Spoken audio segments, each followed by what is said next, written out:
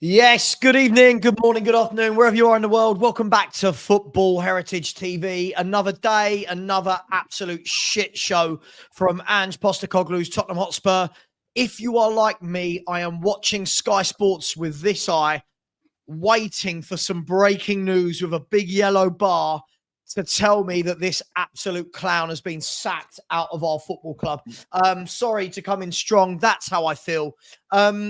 I've got Brian Daigle, I've got Mikal, I've got Danny for the Hotspur Hood, and we've got Johnny here as well. Look at them. Look at this bunch of Spurs fans that we've assembled. Gentlemen, are we all okay? Yes, happy days are here again. Tra-la-la-la-la-la. Listen, I was bouncing down that high road, Savva, right? I've never been so joyous in my life. And I was with all the other happy Spurs fans as we were singing the Levy chant, and Ange's I can't repeat on air. Yeah. No, I've got you. Look, big up. Listen, I won't do a nice 1 minute intro for everybody. I'm just going to take it that everyone's healthy. That's the main thing for me. If we're all healthy. Yep.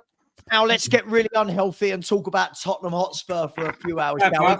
Savva, just to say, right, I am suffering from Spursitis, and I think it's incurable, mate. And I think a lot of us have got the same disease. I think we got to acknowledge it. We have to acknowledge it, and there is no known cure.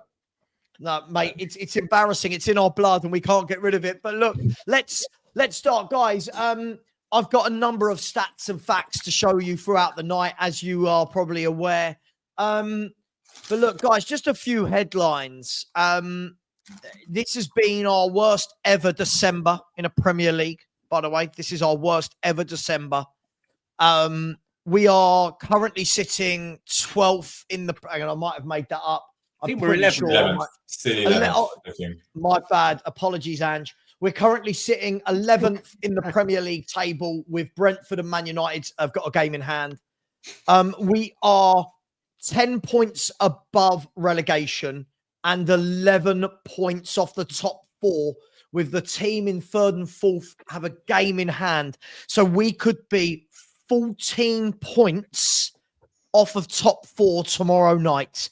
I don't know. I'll start with Brian Daigle because he's top left in our 3-2 formation. Brian. Yep. I don't even have a question to ask. It's all a complete lot of fuckery right now, isn't it? Mm-hmm. What is going on, Brian? Did you envision such a bad December when we said we had 9 games in December? Did you see it being this terrible? No, not at all. No, I've renamed I've reworded the Kulusevski song to basically now I don't care about Tottenham, they don't care about me. If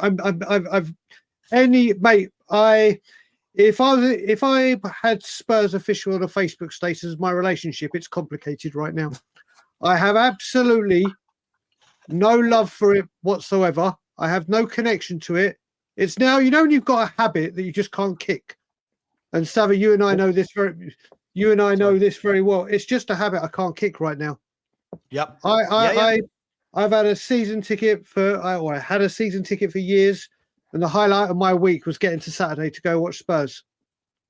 I'm actually delighted we're not playing for the rest of the week.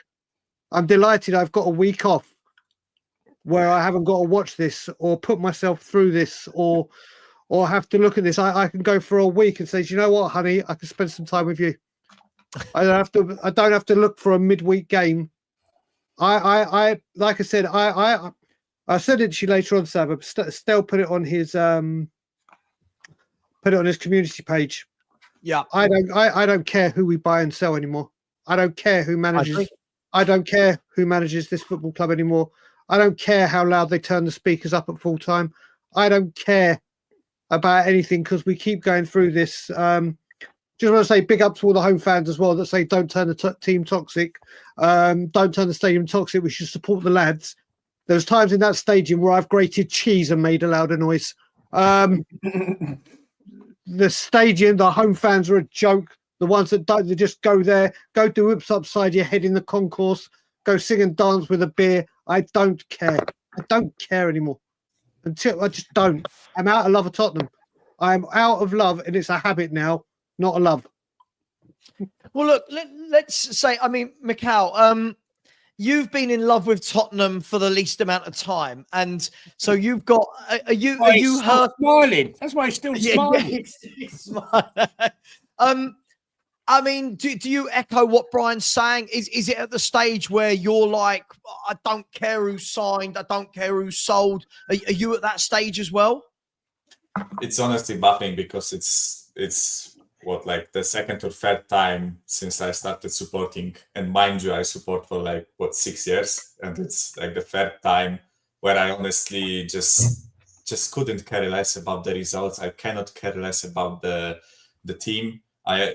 Usually I always say that I try to like mend my plans around Spurs games, right? So when we are planning like a weekend to spend with a girlfriend, I'm saying that listen, Spurs play on this and this hour, right? I really want to watch the game. Let's do something else after the game or before the game, whatever, right? I'm honestly at this point, it's like I couldn't care less. If I miss the game, whatever, right? I was watching the game today with the girlfriend, right? And the Wolves scored first, and she looked at me, and I was like emotionless, just straight face palm, just watching the game, like, oh, okay, they scored, whatever, right? I don't care if you win, I don't care if you lose, I don't care if you draw, right? It was just another trash performance, another injury, another suspension, another woeful day as a Spurs fan, right? This season has been absolutely shambolic. It's hard to punch through those games. 19 games, and I'm already like sick of this season. Yeah. No, look, absolutely. I mean, Danny, listen, I'll give everyone a say, and then we'll just talk general. I don't like doing the whole round robin thing. Danny, listen, as Ethan Bates says, come on, we're all negative. We climbed the table today from 12th to 11th, mate. We're going up. We're looking one way. Danny, same shit, different Spurs, or whatever you say. Same Spurs, different game, different day, different month, whatever way you want to put it. Look, just a quick point I want to put over, which I said before, just a quick one. I think people are using the words love wrong. We all love Spurs. That is why we're here moaning. That is why we're here getting angry. That is why we're here going into one. What I relate to Spurs as is what I relate to having a teenage daughter. When my teenage daughter hit 13, I still loved her passionately, but I didn't like her until she was about 17. And anyone who's got a teenage daughter can relate to me on this one, yeah? Anyone who says they've never, ever disliked their teenage daughter, I will call them a liar to their face. Or son, but I can only speak from a daughter at the minute, yeah? And that is what I feel it is with Spurs. We all love it. We all love them, but we don't like them. We don't like what we've become. We don't like Tottenham Hotspur Entertainment. We don't like Tottenham Hotspur Business Club. So the love thing, it's still there. But giving a shit and the like, it's done and dusted for the meantime. Yeah, I mean, I completely agree with you, Johnny. I'll come to you in 1 second. Just quickly, there is a poll in the chat. Look, only half of you have. How did he get in? Huh? How did he get in? Jesus Christ! What a terrible joke that is. There is I've got a poll going live, and it's sack Ange or not. Only 330 votes so far, and there's nearly 800 of you in here. So far, 86% have said yes. Johnny, I knew your feelings about Ange before today. Unlucky with hamstring injuries, unlucky with suspensions, missed penalties, or just another shambolic Spurs display? Clueless. Just clueless. I mean, the only person I'm dying to have a hamstring is Ange, when he actually pulls his hands out of his pockets and walks down the tunnel at half time. I'm just waiting for him to grasp his hamstring and say, that's it, I can't go on, he's carried off, and someone else takes over. Look, I've tried to get behind him. It's just very difficult. It's really difficult. The excuses the Ange apologists have come out with are just not really acceptable to me. You know, we had two centre-backs. Yes, two quality centre-backs that were missing today and the keeper. That doesn't excuse our inability to pass the ball from the midfield to the attackers, right? Yeah. And destroy a Wolves team that at half-time lost Mateus Cunha, that at half-time, just after half-time, lost Andre, the number 7, who was causing us all sorts of problems. I thought at that point, we're going to grasp the game. He brought on the substitutions. Madison's going to win it. Papasar's come on. Basuma's gone off. Son, who I still don't understand what's going on. I mean, there's shirt sales, and then there's that, right? I'm just a loss to understand it, but it just never happened, Savva. And even the guys behind me who get upset when I say anything about Ange. Today they turned today, and I turned around to them. I said, "Look, they're going to score, and you're going to be joining me because that's what's going to happen." I didn't want it to happen, and it happened. It happened. It's a hard pill to swallow because all of us here, long-suffering Spurs fans, all we want is the best. So when we come on here, as Dan says, we're not here to come in and be gleeful that we're here moaning and having to say what we're saying about our club. We're in mourning. That's why I'm wearing black. Okay, we only want the best, but we're not getting it. And this man is not the man to lead us to the promised land. It's Daniel Levy's fault, not Ange's fault. I don't blame Ange for accepting the job. Daniel Levy should not have spent 4 months trying to find the manager and then ended up with him. I'm sorry. That's how I feel. Well, look, I don't disagree with you. Look, I'm gonna. It's really hard to disagree with anything anyone says. The reason why I laugh and joke about it is, as I said to you guys, this is what most of our fan base have wanted for a long time. They have said, this guy's good. Give him time. He's a great coach. He's going to turn things round. He gets better in his second season. I'm going to show you guys a few little pictures and then we can talk about everything, okay? And big up to the 919 people that are in here at the moment. Please smash that like button. Please subscribe to Brian at Tottenham on Tour. Please subscribe to Danny of the Hotspur Hood. And please do continue to subscribe to me. And well done me for getting past 15,000 subscribers today. So yay, Savva. Not great circumstances, but well I'll done, take mate. it. Congratulations on that. Sorry to interrupt you, but congratulations on that. I was over the moon with my 4K, 15K. Deserve it, mate. Well done. Sorry. Consistency. That's all it is. Consistency. Everyone will tell you. That's the word again. I wanna show you a few things, guys, and I'll bring these all up, and then we'll talk about everything. All right. So first and foremost, this is the first one. Right? Is lots of hamstring injuries. Right? And you'd go, oh, it's really unlucky. Oh, poor Spurs, poor Ange. We're getting loads of hamstring injuries. Who would have thought it? Well, this is an article from December 2021. So we're near on exactly 3 years to the day, give or take 10 days, right? Look at it, right? No compromises as Celtic boss Ange Postecoglou defiant over mounting hamstring injuries. Lightning is striking twice, people. Does that tell you it might not just be unlucky and it might just be Ange? The second thing I'm going to show you is after today's game, Ange Postecoglou is now the bookies' favourites to be sacked. Just quickly, I find it quite funny that Ruud van Nistelrooy, who started about 3 weeks ago, is currently 5th on the list at 12-1. Guardiola, I love that they still think he might get sacked. Ange Postecoglou is the bookies' favourite at 6-4 to get the sack. And God, I want the bookies to be right. Please, please, please. The next thing I saw was this. I thought this was hilarious. Big up to whoever these gentlemen are. Darren, I know Darren. Oh, Darren's a good friend of mine. Yeah, I know I Darren. love Darren. All right, name droppers. All right. Oh, we know Darren. All right. 30 points from the last 78 is absolutely... I'm laughing because it's at the point now where we've got to embrace how shit we are. 30 points from 78 is absolutely humbling. And then I just found the next comment quite funny in terms of hamstring FC. Just in case you thought that might be the end of the embarrassment. No, I've got some more for you lads. Don't you worry about that. I've got 3 more. Here we go. Tottenham are the first team in Premier League history to fall behind 1-0 in 15 home games in a single calendar year. Get in there. It's come on, guys. Come on, guys. We're Oh. going to put that in the trophy cabinet, all right? You'll never sing that. You'll never sing that. We're 1-0 down. We're 1-0 down. Then, thank you, Mikhail. You sent me this one.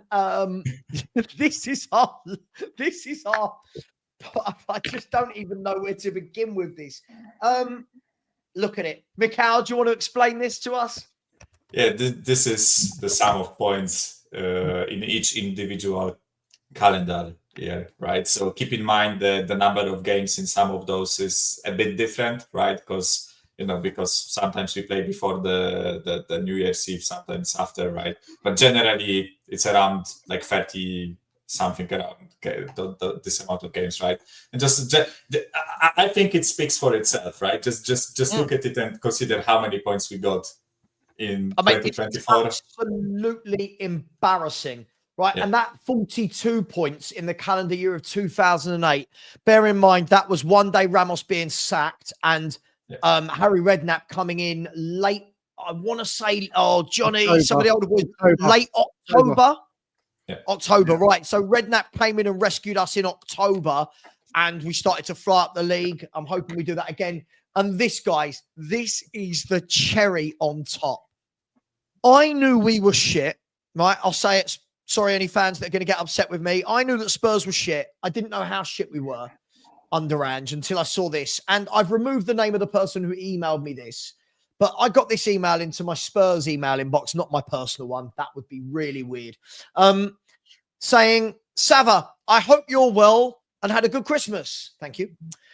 We'll keep these stats simple. Splitting this clowns, stroke insults to clowns, results into batches of half seasons. So last season, game 1 to 19, the first half, he got 36 points and a 1.89 points per game. That's good. That's good. Yeah. That's really, really good. That means you're going to end in the 70 mark. Then 20 to 38, he got 30 points, not as good, and a 1.58 points per game. Now look at this season. 24 points and 1.26 points per game. And he said, currently on course for an amazing 48 points, showing great progress. We've got our Tottenham back. Thank you to the person who sent that. You know who you are. Thank you very much. Guys, a lot of information there. Savva, can I ask add two more stats? Go for it, man. We can add as many as you want. We've not won in our last 5 home games, which is the first time that's happened since 2008. And how about this one? Crystal Palace, right, are 4 points behind us, and they didn't win a single game until week 9 when it was us they beat. Dr. Tottenham. I just don't know what to say anymore. Guys, all of those stats and facts, which actually paint us in a very, very embarrassing light. I have another one. Sorry. Brilliant. Brilliant. We have Brian, get one ready next. Yeah. I've got a stat. But it's not about Ange. Yeah, we have 7 points in 30. Yeah, we have 7 points in 30 against top 10 this season. 10 teams over us, right? 30 points to acquire. We have 7. Win against Villa, win against City, and a draw against Fulham, right? And other than that, we lost against every single one of them. We've lost 16 games. We've lost 16 games in 2024. That should be enough for anyone. Yeah. Yeah. I mean, the other thing is, surely there's got to be the other one. I mean, this is more of a guess, yeah, but surely the other one has got to be no team has conceded the amount of shots that we have over. I mean, what is it now? It's got to be close. It's got to be closer to 300 than 250 now that we've had against us in about 12 games. Yeah. Oh yes. I don't know. Maybe I'm clutching at straws there, but I don't think I'm far wrong. Well, okay. So I'm going to start this next discussion with this. With everything we've just seen there, everything that's just been mentioned. Please, can somebody give me some reasons why is this manager still in the job? We're not Burnley. We're not Everton. We're not we're Tottenham Hotspur, one of the biggest revenues in world football with the best stadium in the world. How is this manager allowed to get away with this? I think I can give half an answer for that one. And that is just down to the fan base, basically. I've said it before. I know it's repeating, but we're coming on here week in, week out and just repeating ourselves anyway. I'll say it again. This man had the easiest job a manager has ever had in football, as far as I'm concerned, at winning over this fan base. Kick the bloody ball forward and play some attacking football. You'll have 80% of the fan base on your side. Now I think he's down to, I'd say it's 60-40 that want him out now. Because there's still, I'd say there's more that still want him in than it actually looks. But he's still playing attacking football as such. Not that I even class it as that, but he is by the record as such. And too many fans are just more than happy with entertainment. That is the only thing I can possibly think of. Well, then listen, there's first of all, the guy that said that, the home crowd, the booing, I know for a fact for the 5th game in a row, Daniel Levy turned the speakers up as loud as possible to drown out the boos. But just remember, it doesn't get to him, people. The hurty words and the booing doesn't get to him. He just turns the stereo up. It was booing. It was, but yeah, sir. But you look at it as well. This will be. I listen. I have defended Ange as much as I can, but those stats and everything, there's no defense for it. He is there because it means someone's got. He's fucked up. This could be the manager of Ipswich. They'd get fired for this. The manager of Southampton, Palace, Everton, anywhere. A manager on this form, and I'm being real now, not with I've got to defend Ange at all costs. And the reason I wanted to defend Ange at all costs because I didn't trust the man above. When we do get rid of Ange, you do realise we will be at the stadium 5 years. This will be our 9th manager. That's with me counting Mason twice. 9 managers in 5 years at this stadium, at this game changer. Those stats are just unacceptable. It doesn't matter who you are. People keep going, oh, yeah, but we're 5 points off 6th or whatever. Well, mate, you got to start looking nearer the bottom now. Stop thinking that Spurs are going to all of a sudden rocket up the table because we're not. We're not. We're people. Right, when imagine being such a big club that we say, yeah, but we're only 6 points off 6th.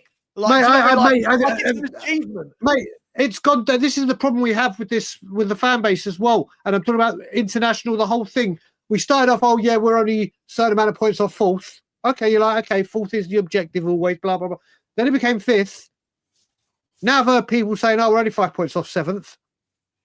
I'm like, so why don't you say we're 4 points off 16th or whatever it is? Yeah.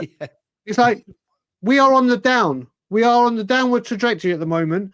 The manager has got a lot. I mean, I don't see how he gets out of this.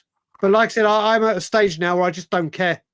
I don't care. But if I was an owner of a club and my manager had this form, it's over. It's over.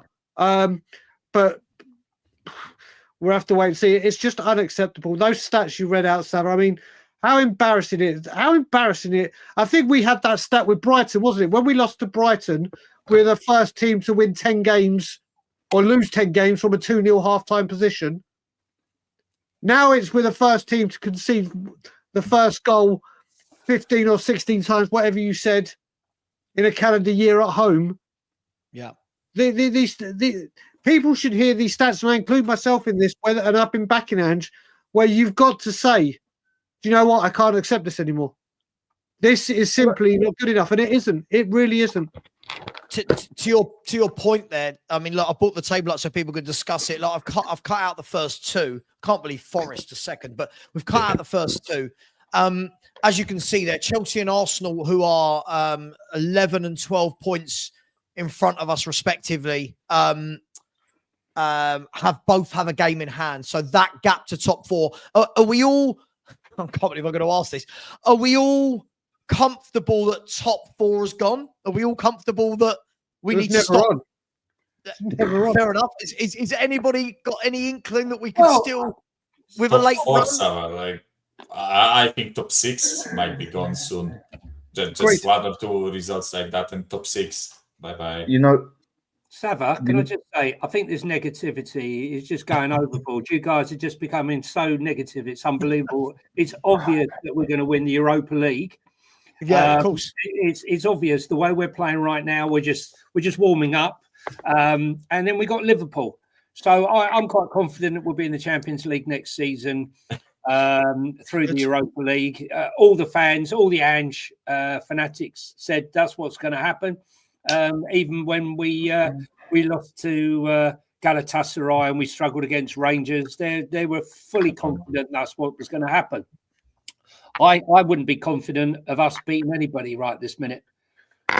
Look, well, just quickly to Brian's point, I think this is the point you were making. Look, like when you actually look at Crystal Palace down in 15th, Crystal Palace, everyone was going, "Oh my God, look at their manager! It was a lucky new manager bounce last year. He's crap." Crystal Palace are 4 points right below us, but the worrying stat is if you look at all of those clubs that are in picture there, we've lost 9. To get down to 9 defeats, here you go. Let me just scribble down to the bottom of the table for everybody. To get down to 9 defeats, you're looking at the bottom 4. That has got to be the most worrying thing. And by the way, does anyone know, without looking at that league table, does anyone know? Everyone said, "Oh, we've got the 3rd best defence in the league."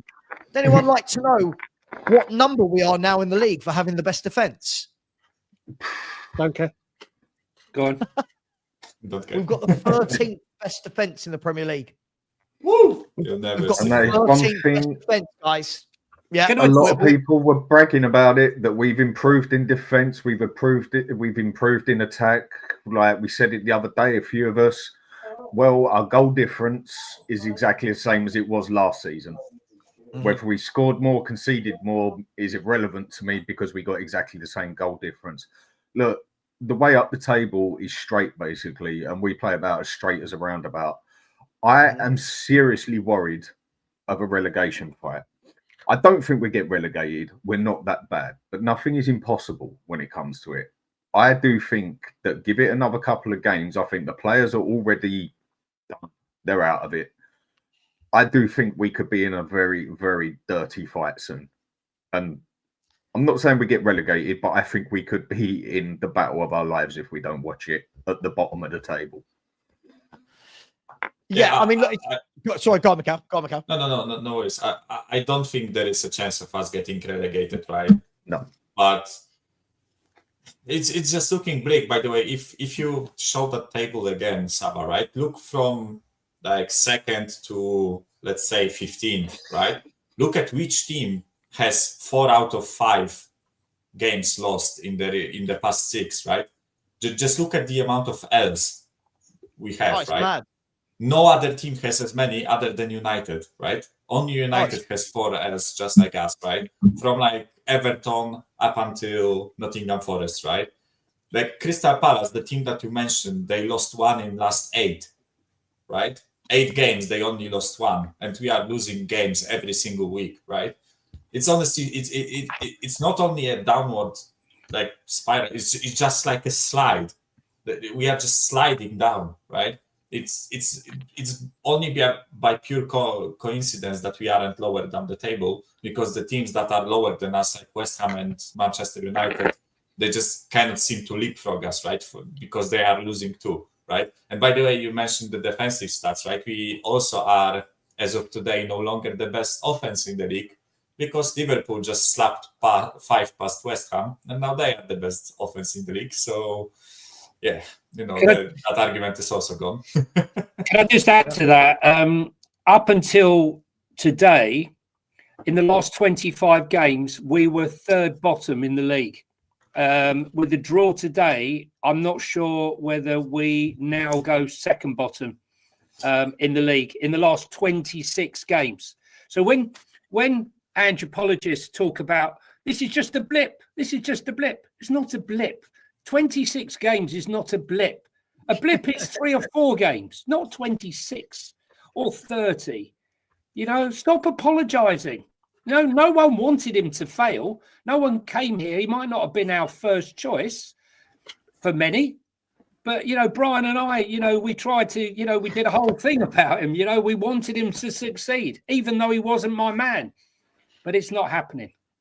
At least we're being consistent. Yeah, look, we are, and I mean, to Mikhail's point, the only all the red L's you were talking about there, the only team with a worse record in the last 6 Premier League games, and the only reason it's 6 is because that's all that they show there, is the bottom 2. Right? Is Ipswich and Southampton are the only 2 teams in the last 6 games that have lost more games than Tottenham Hotspur. And we could talk about injuries all we want, but today I'm gonna put this out there. Actually, I'm going to just do some super chats. Then remind me I wanted to talk about injuries because otherwise these are going to pile up. Yeah. Mark Taylor, big up to you, has said in 28 games in all competitions this season, in my mind, we have played well in 5. Shocking. Get this clown out now. I completely agree with you, Mark. Thank you very much for your support on the channel. Another Mark, they're queuing up the Sheriff. They're terrible again. When will he be gone? Mark, I'm watching Sky Sports. I am just praying for that yellow bar, and it's not coming at the moment. Big up to you. Jordan has said, hi, guys. Tottenham's last 5 home league results are 1-2 defeat versus Ipswich, a 1-1 draw with Fulham, a 4-3 defeat to Chelsea, a 6-3 defeat to Liverpool, and a 2-2 versus Wolves. Absolutely dreadful. It absolutely is dreadful, Jordan. But there are still so many behind this guy. I have no idea why. Can you imagine if this was Jose Mourinho, right? You think everyone hated Jose, AVB, Sherwood. All of their stats were better than Ange Postecoglou's, just to put it in perspective. Big up to you, Ed X. Thank you very much. I said only a sociopath could tear so many hamstrings everywhere he goes. How can Levy allow the product to be destroyed like this? Ed, I make you right. If Ange was a serial killer, he'd be, or what's a clever play on words for serial killer and hamstrings? In the chat, give me your answers. A serial killer whose MO is going for the hamstrings. You let me know and we'll read them out. Like a Hammer House of Horrors, that's what it is. Oh, mate, it's just terrible. When all these hamstrings are going and he's going, oh, we've been unlucky with injuries. Really, mate? Have we? Intense training. Matt Wells did a video and told us all that the intensity, Ange demands that the intensity of training mirrors game match day conditions. And then you ask yourself why it happens. It's obvious. Savva, I asked ChatGPT for a hamstring serial killer, right? And the answers I got is what would it come to? The hamstring hacker, the tendon terror, the string cutter, the crippler, the butcher of the biceps femoris, which is hamstring, right? The hamstring harvester, and the disabler. I love it. I don't know, pick which one you want, right? God. Ange is all of the above, but thank you very much, EdX. Big up to Blaine Dev, who has said compounding of issues. I love the word compounding, by the way. Compounding of issues has led to where we are. Poor recruitment, bad operation of training sessions, inflexible tactics, poor captain selection. This is what happens with bad management throughout. Can't knock it. It's absolutely everything is a shower of shit, Blaine Dev. It is what it is. Don't worry. We beat Man City 4-0, so it's all good. That's all people care about. Big up to you, Blaine Dev. A user said, carry on current trajectory, risk of relegation. We'll talk about that in a bit. I mean, I don't think we will be. I think there's some really shit teams. But we'll talk about that in a minute. Thank you, A user. A user's come back in again and said, stat for you. We are negative in everything we do. Love it. No numbers, just a statement about negativity. And Ethan Bates, very, very generous indeed, has come in and said, always, thank you. You're always very generous to me, Ethan. So thank you. I said, I've never seen a fan base, not all, so devoid of critical thinking. The only metric fans cling on to is our goal scoring. But when you concede every game, you must score a lot. He is doing potentially irreversible damage to players. Ethan, I'm going to talk about this in a minute. So I'm going to bring this super chat back in a minute, Ethan. I'm not ignoring this. I'm coming back to this in a minute because I like this conversation. And I just want to ask, is this the guy that came on, Danny, to your show the other night, the Enoch Out guy? Is this him? You're on mute. You're on mute. No one knows. I don't think it actually is because his name was all in capital letters. Okay, Yeah, just I remember checking. correctly. Enoch out. Just because I didn't like Conte doesn't mean I have to like Ange, right? I'm allowed to not like either. That's like me saying. It could be, but his name was all in capital letters, if I remember correctly. Yeah, he also this commenter also said something about being 21. So I guess the guy that was on Dance Show was a bit older, right? So Or because he'd I had a was tough watching the paper chat. round. Or he'd had a tough paper round. Guys, I wanted to start by talking about, we were talking about injuries, right? And I'm going to say it. I put a video out on TikTok immediately after the game, and all I got back was, we've got 10 injuries. Sorry, this has to stop now. We've got Vicario, Van der Ven, and Romero out, right? Van der Ven and Romero, I have zero sympathy, not on them. I have zero sympathy on the manager because he decided to bring them both back at the same time when they weren't fit against Chelsea. Right. Vicario, there's nothing you can do. But again, another game we didn't lose because of Fraser Forster. Surely, guys, now we have to stop this narrative of 10 first-team injuries, because if we had have played today, Richarlison, Mikey Moore, Ben Davis, for example, Odegaard, the excuse would have been, oh, but we didn't have our first-team players. So, guys, is the injury excuse, are we now going way past that with these performances? We are now. Yes. We are now. I think, listen, I think the thing is, you can say that being without Mickey van der Ven and without Romero is a handicap. You know, would you say that in a normal setup, defensive setup? I think not. I think the problem we have here is his high line is a load of nonsense. And without Mickey van der Ven, it's deeply exposed. I think it exposes all the defenders. But it's a stuck record, and I'm not buying it anymore. And I said before the game today, the video before the game, and I said I can't be hearing any excuses today if we don't win this game. Okay, we're losing 2 centre backs, but we should be having our attack and our strikers and our midfield should be doing better and being able to win this game. So it's long played out. It's long played out, Savva, right? You know, this narrative of 10 players. There were not 10 first-team players missing today. Okay, that was a full-strength team, barring 2 outfield players and a goalkeeper. And as you quite rightly said, Savva, Fraser Forster wasn't to blame for that today. In fact, Fraser Forster saved us at the last minute with the header. Yeah. Well, yeah, let me... Mikhail, sorry, just quickly, off the back of that, Mikhail, what I want to say is, again, when people are using injuries as an excuse today, Wolves were without 6 first-team players going into this game, Mikhail, as well. Yeah. Wolves, who are bottom 4, just sacked their manager, plus at half-time had to make 2 substitutions due to injury, which is their best player in Cunha, who, by the way, is a unbelievable, very good player. And Bellegarde. So Wolves and Spurs both had loads of injuries today, but at 2-1 up, Mikhail, there should be no excuses of injuries or tiredness.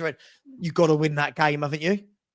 Yeah, of course. Like, you know, when this game was going 2-1 in the second half, right? And it was getting on, and we were getting closer to the finish. I was like, you know, actually, maybe we will like struggle through this game and get a 2-1 victory, right?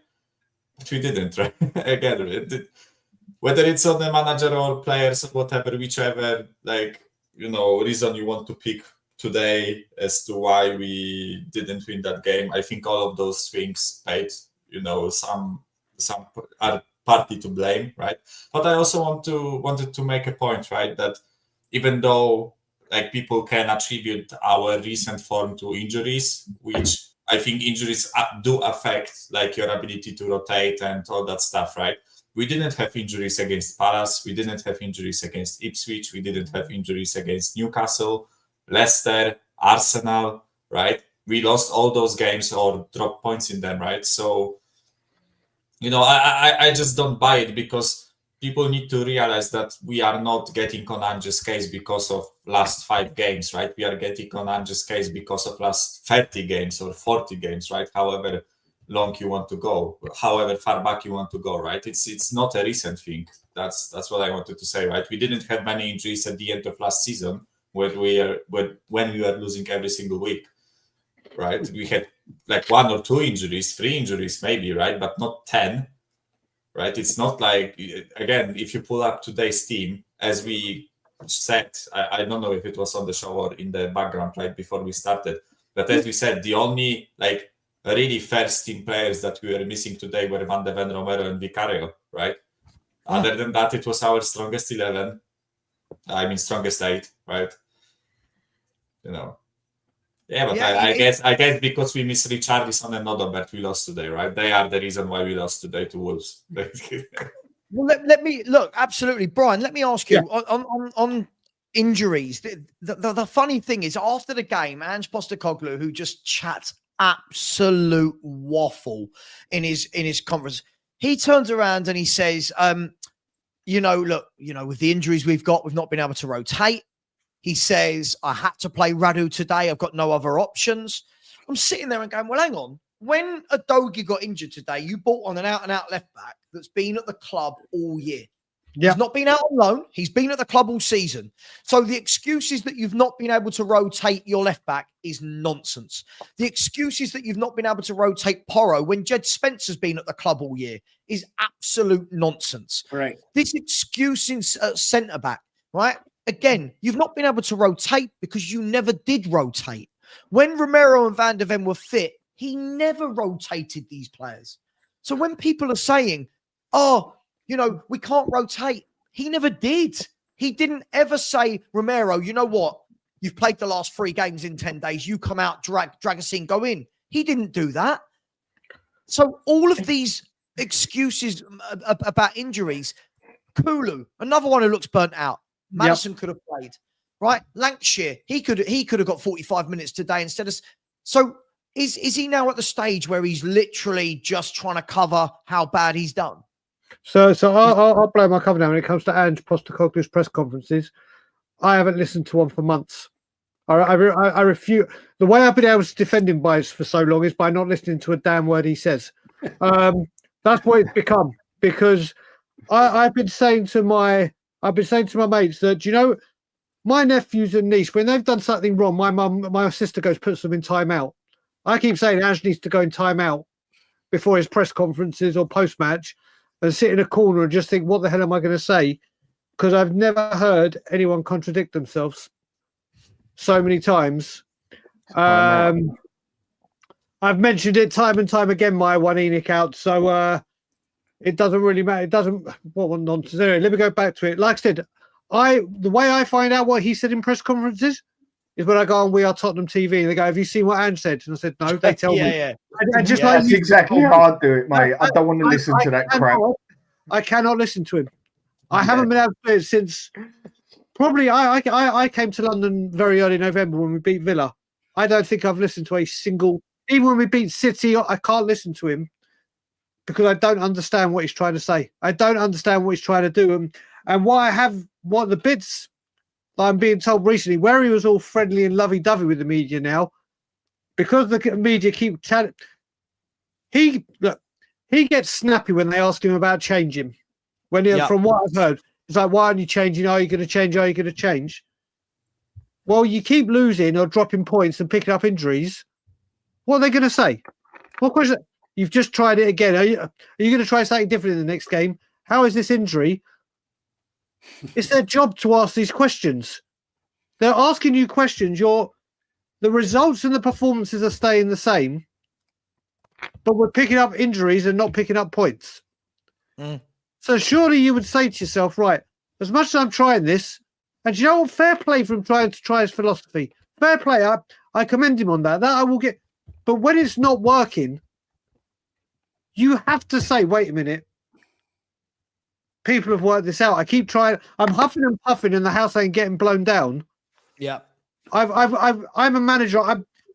The guy has had 25 years managerial experience. And surely you've got to see there's managers that have changed formations in game against him. I don't understand what he's trying to say. That with what he's trying to tell me, I don't see a vision. I don't see a plan. I don't see an idea. So I've said, do you know what? I saw Maz from Tottenham Away in the chat going, I'm actually loving his press conferences. I find them funny. The best way to try and support or deal with that is not listen to a damn word he says, because it is so frustrating, and I refuse to listen to him. That's how I've been like. I just can't do it. I agree. I mean, Danny, I want to come to you just quickly before I do. Can I just say there's 1,400 people inside the house and only 310 likes. Outrageous. If I'm not wrong, that is absolutely shocking. 1,400 people and 300 likes. We should be at 700. Please smash that like button. If you haven't subscribed, please do, as we're hunting down 20,000. I've moved on very quickly from the 15K. Please subscribe to all the... yeah? Sorry, I was just going to say, the biggest cheer for the whole afternoon was when Reggie came on. It was like an acknowledgement. It was like an acknowledgement. Finally, you're putting the guy on. And now he can write an email to his mum. He can do a tweet to his mum, say, see, mum, I got 20 minutes today. I got 20 minutes. Unbelievable. Yeah, absolutely mad. I mean, look, Dan, I want to come to you just quickly before I do. I want to say Chris Downs has said, roll up, roll up. Ange Postecoglou is in town. Thank you very much, Chris. It does feel like that. And Kulu Sexy Football has said, why is Levy's bosses, the Lewis family, getting away with it? They need to be held accountable as well as Levy the Leech. We'll talk about Levy in a bit, but we need to be careful with Brian Daigle's blood pressure. And we've got to make sure that we do what's best for... We need an ambulance standing by for Brian. And we'll also come back to Ethan's question in a minute. So we'll come back to those two. But Danny, when it comes to talking about injuries, off the back of what Ange said there, Tottenham Hotspur, I keep hearing from everybody and anybody that wants to defend Ange is that, well, we've got a young squad. This is a youth project. Alfie Dorrington is an young English centre-half who's older than Archie Gray, actually. I think he's 19, has played for England through all the youth levels, as far as I'm aware. Johnny will tell me differently on this, maybe, but he's played for all the England youth levels. He's in the Tottenham squad. He hears his manager saying, I haven't got a single centre-half to put in there, and he sees an 18-year-old centre-mid playing there instead of him. If this is such a youth project, why is Alfie Dorrington getting absolutely 0 minutes in a Tottenham shirt? Go on, Dad. With that one, Brian, I just want to catch you on what you just said there quickly. I mean, you talk about timeout. I agree with the timeout. It's just with this man, how do I say this? I think we need to go back to the 70s. I think he needs a ruler and he needs to sit in the corner with a D hat on. That is how bad I think he is, let alone timeout. But how Dorrington must be feeling at this moment in time, I honestly don't know. He is a centre-back and he's still not getting the game time when there is blatantly a problem with centre-backs. I don't know what he's thinking. I mean, Archie Gray, he's played in under England's 16, 18, 19s, 21s, whatever. Yeah. And with that, I get it. But we've played the man as right back, centre back, and left back, and he hasn't even had a chance as a midfielder. But what Dorrington must be thinking, I don't know. What more has he got to do? Now, if he actually went and used some of this youth projects, and he goes and puts... Mikal, put yourself on mute. He's turned his camera off so we can't see him speak. Mikal. Sorry, I thought my mic is muted. Sorry. It's a good job we all speak fluent Polish. Yes, sorry. Go on, Dad. Sorry, mate. With that, it just... If he actually went and put Dorrington there, and it didn't go right, I think there'd be quite a few of us. There'd obviously be some that still come down him like a ton of bricks. But I think there'd be a few people, me being one of them, saying, all right, do you know what? Fair play. You've put a youth player there because you're limited with choice and that. But you've actually put a centre-back there, a youth player. And I think people would go significantly softer on him. Like Mikey Moore, when he played that first 20 minutes, he was outstanding. And then the next game he played, he was quite irrelevant, really. But no one grilled him for it because he's young. And I think if he'd done that with Dorrington, I think there'd be quite a few of us that'd be like, okay, yep, he put the youth player there, bit of a gamble, but we needed a centre back. It's a youth project, so they say, and he's put the player there, whether he had to, whether he didn't have to, irrelevant. But he's put a centre back there, and I think a lot of us would be a lot more, okay, mate, fair play. You did what you had to do. It didn't go right, but he's a youth player. We can't expect him to do a Romero, even though he's been pretty shit. But we can't expect him to do what a top defender does. And I think a lot of us would be a lot more, okay, mate, I get it. It didn't go right, but we'd be a lot more sympathetic with him. But no, he goes and puts an injured player there, or two injured players there, and a player that don't even play as a centre-back. And I must admit, Archie Gray, I've been quite impressed with him as the centre-back for just trying to do what he can do. And I just feel a lot of us would be a lot more sympathetic if you put Dorrington there and it went wrong.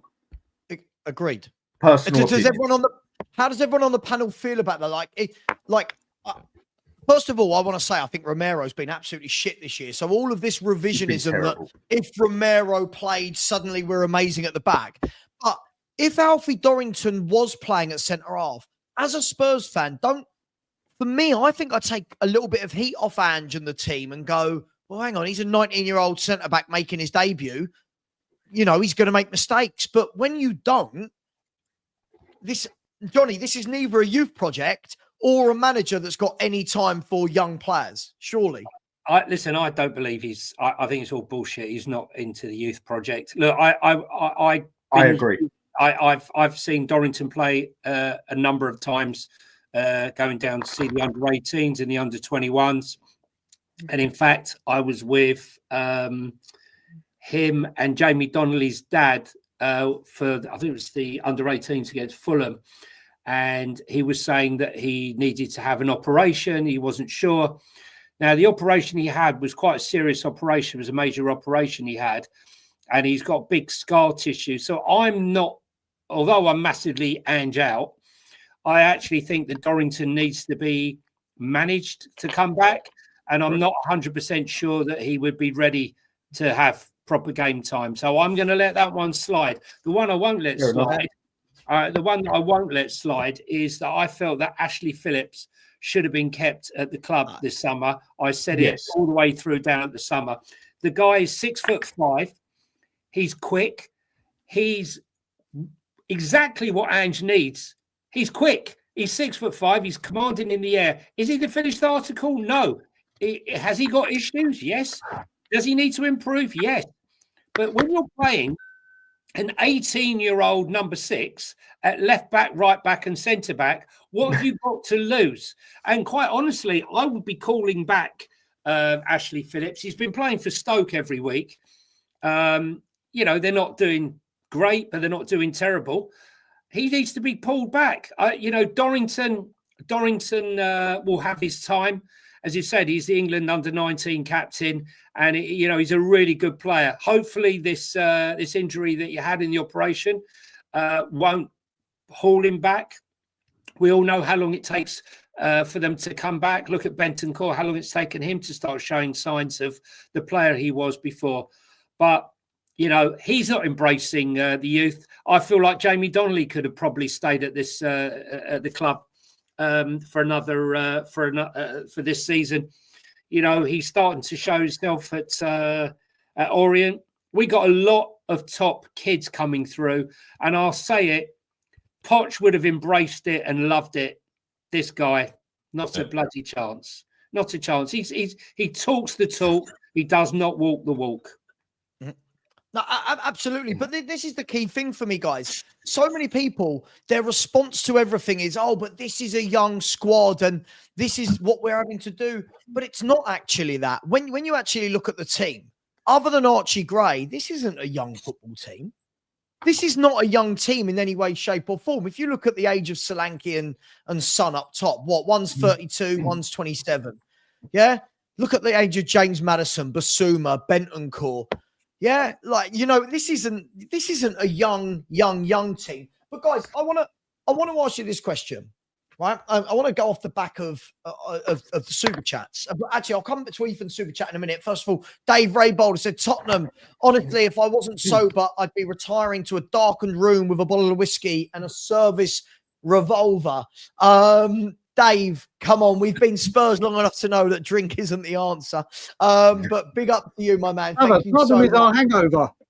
Tottenham is our new hangover. Tottenham is the hangover now. Yeah, Tottenham is the hangover. Big up to you, Dave Raybold. And here's somebody who I think someone on the panel might know very well. Big up to Beth. Obviously, the better looking half of Dan and Beth. And has said he doesn't even have passion in the games. Only emotion I've seen is when he has had a go at fans. He clearly isn't cut out for the bigger clubs. Well, Beth, thanks for thinking of us as a bigger club. Because I'm at the stage where I'm not sure. But she's what? not Can I wrong. just answer to that? No, sorry, mate. Carry on what you were saying. No, that was it. Go for it. The fact that it takes my wife to come on here, who's only really been watching football for, let's say, 9 months. Well, since we've been together 10 years, nearly 11. And she's watched a lot of football, but just been she's just sat there and just ignored it. Yeah. It's only over the past 9 months, 12 months that she's actually got interested in football, where she's actually started listening to tactics and stuff like that. And that's all I keep getting off her when we watch the football is, why are both of them? Be careful what you say next. It's facts. Why are both of them like sitting in the middle? Why are they pushing so high up? Doesn't that like cut out the offside thing and like cause problems where they kick the ball over? Why have we got no players there? Why is he doing this? And I'm getting questions left, right, and centre off my wife, for God's sake, on the tactics of this bloody manager. And then to top what she said there, when he turned around and switched on the fans that time, she asked me, like, why is he doing that? We just play crap. This is my wife saying this, for God's sake, who's really only learned the tactics of football over the past 9 months. Does Beth also ask you, can you turn the TV off mute so we can hear the crowd? I mean, no, I do that myself, mate. First of all, big up, Beth. Thank you very much. I really do appreciate that. And sorry that we still Dan for so much time. Or maybe you're happy we still Dan for so much time. I don't know. But guys, I want to go back to I want to talk about some injuries, but just quickly, can I just show you when I say to people, right, this might shock you, everyone. When I say to people, this is the worst manager I've ever seen at Spurs, right? Can you guess the number one response I get to that answer? That question, that statement. Everybody. You get Christian Growth, right? Mikhail, do you want to guess what when I say this is the worst manager I've seen at Spurs? What's the number one response I get back? Yeah, probably Christian Gross, right? Or AVB, maybe. Or AVB, okay. Ozzy Ordelis, Johnny? Or maybe Jack Santini. I'll see. Right. Christian Gross. Gross. He's right up there with Christian. Look at this. He's not right up there with Christian. Look at this. And I kid you not, no one can ever say anything to me again. Look at his points per game. Look at Christian Gross. He has a worse points per game than Christian Gross. This is utterly shambolic. In case you missed that and you want a bit more fun, it's there. Look at it. This is absolutely shocking. On a serious note, this has been updated this was updated with Christian Gross today. So the 1.26, I believe, is actually going to be a bit lower from Ange after today. Yeah, because we got a point today, right? Because we got a point. So look at the state of that. Guys, off the back of, by the way, keep smashing the likes. We've got 450, which isn't bad, but there's 1,400 of you in here. We should be at 700. So please do smash the like button. And thank you to everyone that's subscribed. Today, we've had a whopping 200 subscribers in less than 9 hours, which is all a bit crazy. But thank you very much. I want to go back to Ethan, who was very generous. I want to focus, guys, on the last sentence and say he's doing potentially irreversible damage to players. Is this true, guys? And what do we think this means? In what way is he doing irreversible damage? With Van der Ven Tommy called this out after about what I'd say between 8 and 10 games. Let's just put it as 8 and 10, yeah. Tommy, who started the show up and give the show to me, so big up to him. And also just a big up to Tom, who's had his little boy Owen a couple of days ago. So congratulations to you, mate, and all the best wishes. He said it from day to me, like, you watch, that player is going to get shot with his hamstring. I didn't see it straight away. I was like, oh, come on, it's not going to be that bad, is it? He's like, look how he's having to sprint from the halfway line and back 4 to 8 times in a game. I watched the next 2 or 3 games and then done a show with him again. Do you know what, mate? You're right. He's going to cook his hamstring. And if Van der Ven is not careful, or the manager, whatever way you want to put it, he could actually ruin this man's career. Because I think Van der Ven's career is very much on the pace he has as a defender. And rumour is also going about at the moment, from what I've seen, that Madrid are very interested in him now. But he will destroy the man's career if he keeps playing like this. In who? Sorry, Madrid are interested in who? Van der Ven. Van der Ven. Yeah. And Also, I did warn that one a long time ago. Yeah, also to add on top of that, right? It's not only about their health, but I also think, especially with the younger players like Udogi or even guys like Poro, Gray, all those guys that still have plenty of time and space to develop, right? I think if they are under this system and under this way of like playing football, they are going to tire themselves out. That's not tire themselves out. So they are going to get used to playing like that, right? I think Stel points out plenty of times about the lack of like defensive coaching and the way he says that the players have regrets defensively, right? From the just 1v1 battles, 1v1 standpoint, right? And I agree with that. I think especially those younger players, those who don't have their skills established, right, who have room to grow, they will grow into players who maybe suit his system, right? But I don't think this system is good, right? I don't think if we don't teach those players how to defend, right, and then another manager comes and suddenly asks Udogi to defend, right, and asks Udogi to be a normal left back, right, he will have irreversible damage done on his career because all of his game right now is focused on attacking, right?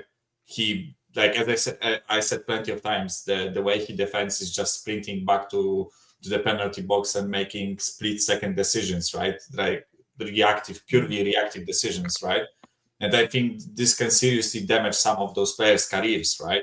Because they won't fit into other teams, right? Not only our team, right? But even if he decide to sell them on, right, they might struggle in different teams. So yeah, I think it partially damages them as players, not only from health point but also from like being a footballer side of things, right? Yeah, relying on your pace, as some players do. Usually when they rely on their pace, I find their career ends earlier than other players. Michael Owen, I always use the example. As soon as he lost his pace when he had that bad injury, he wasn't even a third of the player he was because so much of his game relied on his pace. And I think with Van der Ven, a lot of his game is on his pace. And if he does that good and proper, he can say goodbye to half his career, I think. Personal opinion. Listen, look, I personally believe that this system exposes everybody. The holes there, it's making Pedro Porro, look absolutely shambolic at times. It's making Destiny look shambolic at times. I watched Destiny play in Italy. It's a different player. I'm seeing a different player. I was watching a player in Italy who picked the ball up on the flank, hugging the touchline, and would motor down that touchline, cut inside, and let loose, scoring goals, creating havoc. This is the same. This is not the same player I'm watching. He was brilliant in Italy, wasn't he? He was really good. Yeah, and I just think that, I honestly believe there would be a massive sigh of relief. Forget what the press tells you. Believe everything they're telling you. I believe there'd be a massive sigh of relief if Ange was kicked out by these players, because they would play in a system which is, look, we all want attacking football. I'm not saying let's get rid of him and get in a pragmatic coach. That's far, far from what I want. I want a coach that plays attacking football and has a mindset to understand defense. You look at Arne Slot, right? Jurgen Klopp played that Gengen press, manic press. Fantastic. But it's not sustainable. He also had lots of injuries, right? You look at Slot, yes, he's got the same team, but he plays a much more measured game of football. It's more controlled. They press in patches. They press as a unit. It's a wonder to see. That's why I wanted him so badly. And I just think if we get a coach in who attacks, but is mindful of how we normally play football, the guy's come in and thinks he's reinvented the wheel. You have not reinvented the football wheel after 120 years and found something that no other manager has found. And I think it is damaging some of the players, whether it be their confidence or their injuries. I can only put my hand on one person who I think has improved in the 18th months under his tutorship, and that is Kulu. I can't think of anyone else really who you could say, wow, what has he done with some of these kids and some of these young players? Archie Gray is a great young player, right? He's square peg in a round hole. He's probably wondering what the hell's going on. But no, I don't think he's improved people. I think he's exposed players and caused issues. Well, look, let me bring in Sean, who I'm guessing you went to the game, Sean. So, Sean, good. Sorry. How are you, mate? Are you good? You're on mute. You're on mute.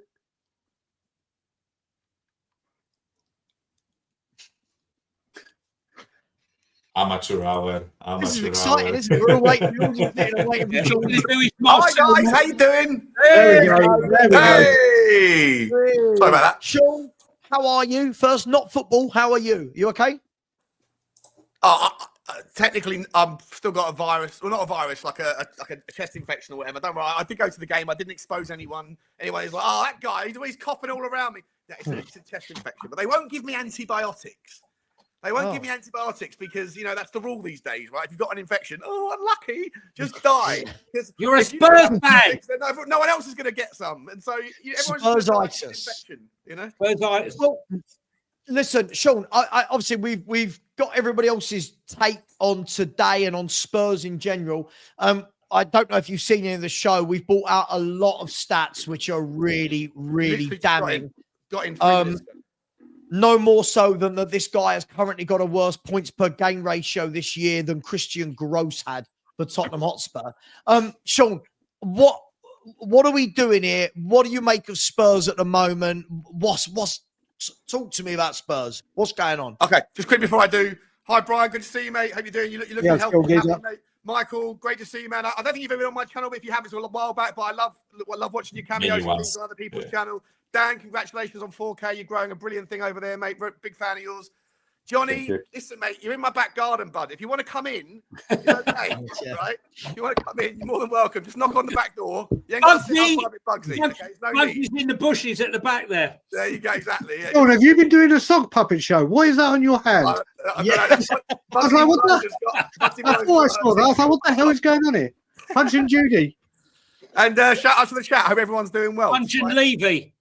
Exactly, yeah. Listen, guys, I'm not happy. Yeah, don't worry about me, Sean. Yeah. Hi, Brian. Hi, Michael. Hi, Dan. Right, Johnny. See you, Sam. Sorry, mate. Anyway, you don't get the. On you go.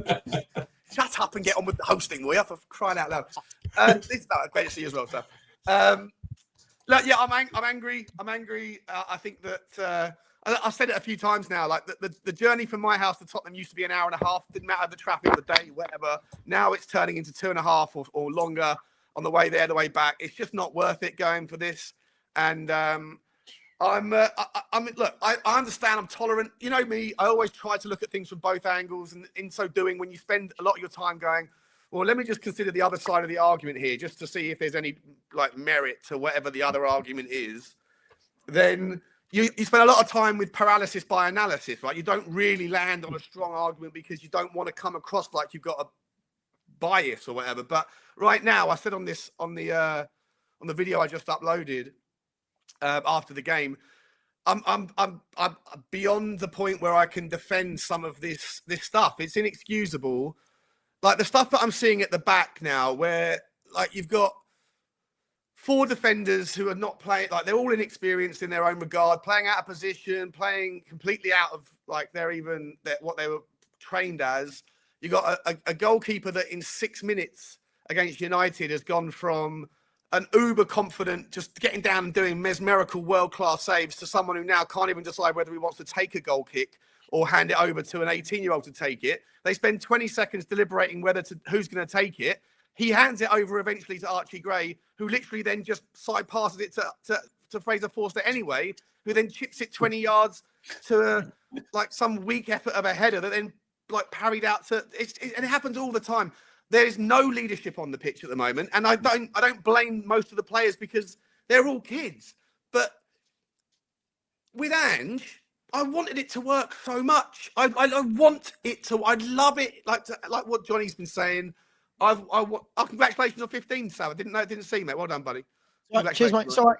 You squeezed it in inside the new year. Well done. Yeah, I know. Just. But carry on. I like the slagging off of Ange. It's more fun. I just feel like you paid millions of pounds a year to pick 11 players to kick a ball around a park, right? It's not rocket science, but all you have to do is show a little bit of willing to think outside the box every now and again. And when you have nobody on the pitch that is capable right now of showing or demonstrating leadership and demonstrating some sort of gusto and taking the ball by the horns, I just think that this notion of like, nah, sorry. Like at this point, I'm like, it's not even cool anymore. Even for those people that still think it's cool to stick by your guns, it's actually just fucking irritating and it's insulting to think that you, as Johnny said quite correctly, you think you've got some new reinvented wheel model. I've said it for months. There's a reason why no one else does it. There's a reason why every other manager. There's not a single manager in world football who wants to play boring football by design. No one does. They do it because it's the best way to get from A to B, B being 3 points or survival or keeping their job.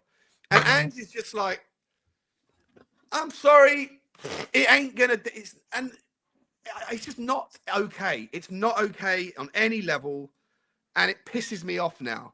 It pisses me off because I'm spending hours and hours going in the car by myself, traveling to watch this bozo, like, be stubborn and just die on the hill. And it's not a hill that's worth dying. It didn't have to be this way.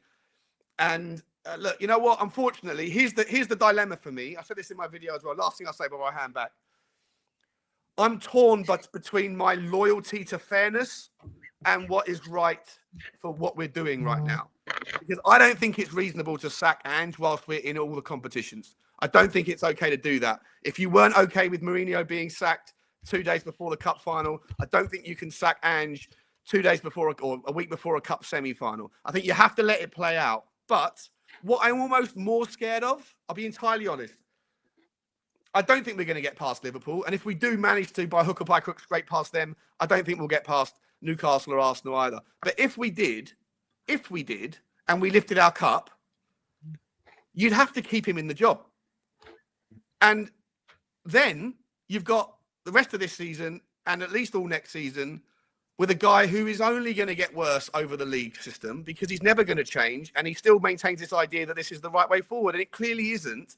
And at this level, teams have got more resources, they're more intelligent, and they've got more abilities to find out ways to pick you apart. And if you're not going to change, then the only way to do it is to be perfect at what you're doing. And we're so far from perfect. And it's not just because we've got 18-year-olds. It's because even when we had the best 11 that we've got available, they were still making just as many sloppy mistakes and sloppy decisions. And so for me, it's almost more terrifying to think that we might win the league because then we might have to stick with this guy for another couple of years. And I think that that's a really scary thought. Oh, sorry, the League Cup, not the league. We're never going to win the league, but yeah.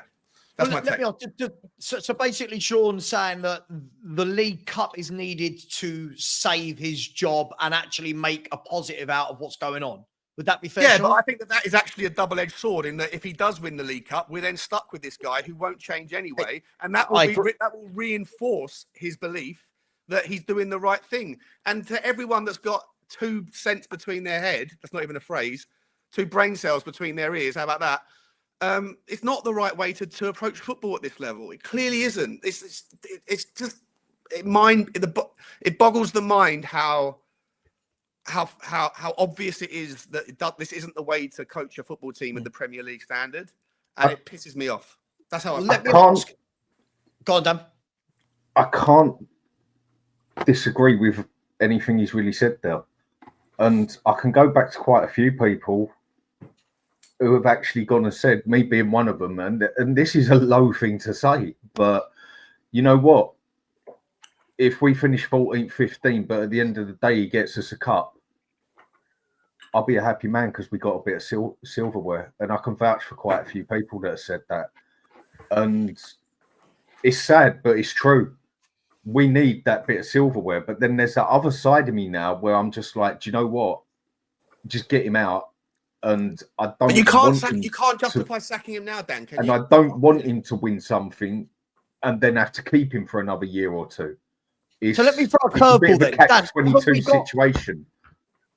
Isn't there an argument? I'm just playing devil's advocate. Isn't there an argument that we'd have more chance of winning something with a new manager? So it's not like suddenly we can't win anything if a new manager comes in. We're, like Sean said, we are in all the cups. With the League Cup, I take that. The Europa League and the FA Cup, it's not started. The Europa League, we couldn't have been knocked out already, or we shouldn't have been knocked out already, and we haven't, but there's still time to go. But surely bringing in a new manager now would give the team a bit more renewal. No, 100%, right? Sorry, I'll shut up now. To finish the point, to make it unequivocally clear, I'm torn between the idea of what is fair to him, which is like you have to give him enough rope to let it happen, but you want the cup. We all want the cup. And this is the closest proximity to a cup we've had for a long time.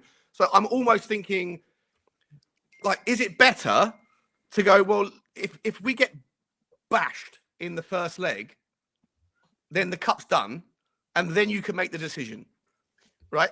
And then you can make the decision, and then you've still got a chance in Europa League, you've still got a chance in the FA Cup, and you've still got whatever else. But if you manage to beat if it's 2-2 or 2-1 Tottenham in the Liverpool first leg, then you have to give him the next month to see that one out until that's not until February the 8th or whenever it is. But do you? Why do you? Like your argument was the whole Jose Mourinho. If you weren't okay with sacking Mourinho 2 days before a final, you can't be okay with sacking. Sure, yeah, but isn't the difference? What Dan was about to say, isn't the difference that this isn't? We're not in a final.